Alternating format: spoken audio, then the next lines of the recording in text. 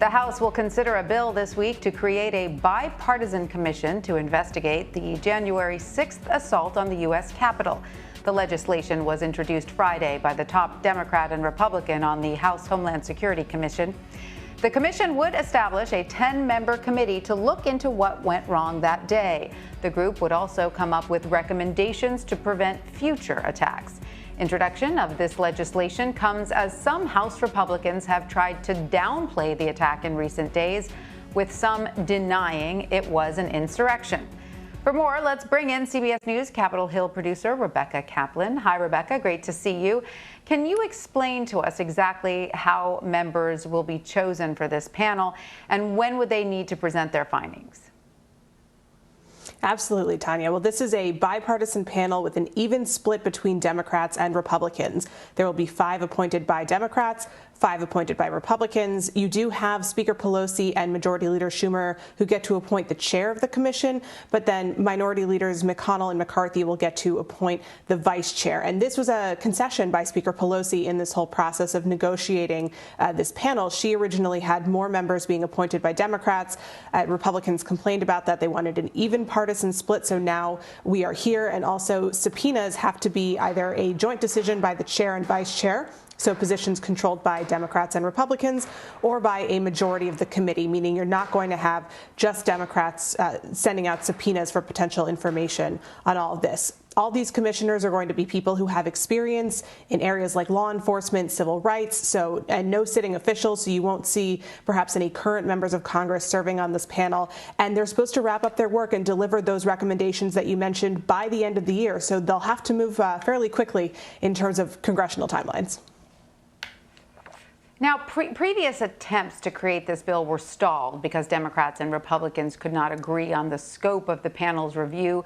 Does this remain a key sticking point for Republican members to get on board with the legislation? I mean, as you'll recall, there were also some members of Congress themselves who other members of Congress have pointed fingers at as falling under suspicion. So will members of Congress be investigated as well as part of this commission?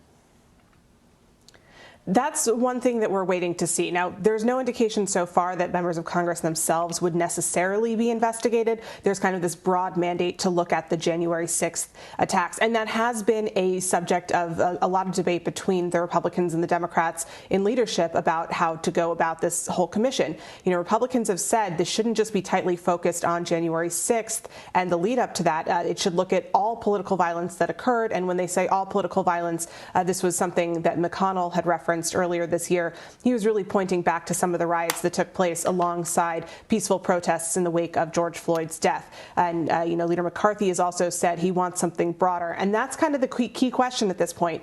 Even though this is something that was negotiated jointly and really with McCarthy's blessing by the top Republican on the Homeland Security Committee, John Katko, as well as the top Democrat, Benny Thompson, McCarthy hasn't actually verbally signed off and has still raised some questions about the scope. So one thing we'll be watching this week is whether he makes an active effort to whip his members to vote against this bill. And of course, as you also mentioned, you have some members who really do question whether an insurrection took place, even though many of them were in the chamber, helping to barricade those doors and have seen the scenes of rioters in the Capitol. So, that's not really a subject of debate anymore, but still something that we're hearing day to day around the Capitol.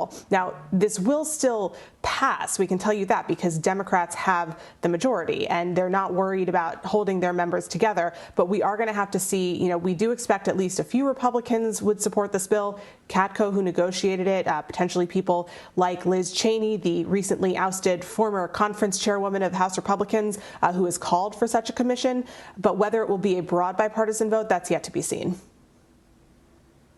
And is this bill likely to receive enough votes to pass in the House? And then what do its chances look like in the Senate?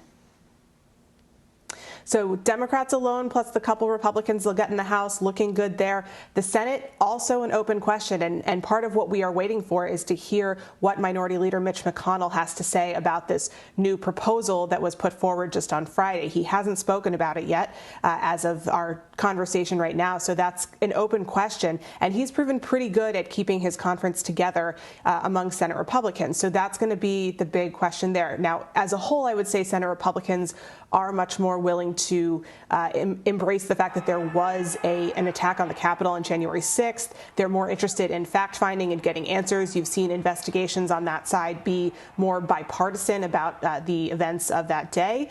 But, it just takes one senator to filibuster this legislation on that side of the chamber and say they're going to object, and then you would need to find 10 Republicans to get on board. So all of those dynamics, we're really still waiting to see. With this proposal just out on Friday, we need to see how people react to it in the Capitol this week.